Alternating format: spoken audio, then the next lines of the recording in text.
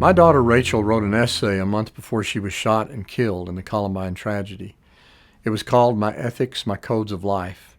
And in it, she wrote these words: "My definition of compassion is forgiving, loving, helping, leading, and showing mercy for others." My family would be extremely challenged by her codes of life shortly after her death.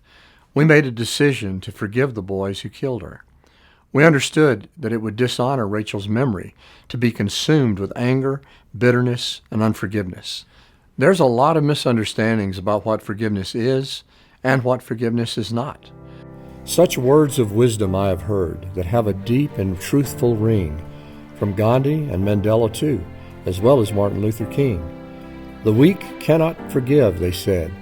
They cling to bitterness instead. Forgiveness is misunderstood by those who hold to pain and rage. Their freedom gone, they choose to live like prisoners in a dreadful cage. They can't let go, they can't forgive, and so in bondage they now live. Forgive and you can be set free. Your life will now move on ahead, no longer bound by things long past, existing like the walking dead. Forgiveness opens up a door that sets you free to live once more. Unforgiveness keeps you chained to those who choose to do you wrong, always seeking for revenge, silencing your inner song. Forgive and you will find release into a place of perfect peace. It's very important to understand the differences between forgiveness, pardon, reconciliation, and restitution. Forgiveness is to free yourself, and when possible, reconcile with a friend or relative who's done you wrong. Your friendship can continue without holding a grudge or seeking revenge. But if someone hurts you badly or repeatedly, you can forgive them, but it's not necessary to reconcile with them. In other words, you don't have to be their friend.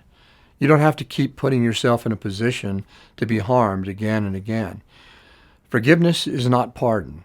Forgiveness is for you, not for the person who offended or hurt you. Forgiveness is an issue of the heart. Pardon is an issue of the law. I forgave the Columbine shooters, but I would not have pardoned them. If they had not committed suicide that day, I would have gone to court to make sure that they could never harm anyone else. If you have been hurt, molested, or intimidated by someone, you can forgive and at the same time do what's necessary to prevent them from harming you, themselves, or others. The final word to consider is restitution. If you steal someone's money or car, you can forgive yourself, but you need to return the things that you stole. That's restitution.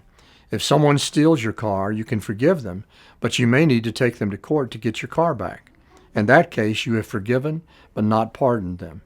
Forgiveness is a sometimes difficult but necessary choice that allows you to let go and move on. Sometimes the hardest person to forgive is yourself. Too often we beat ourselves up over things that we cannot go back and undo. Start today by forgiving yourself and then forgiving others as well.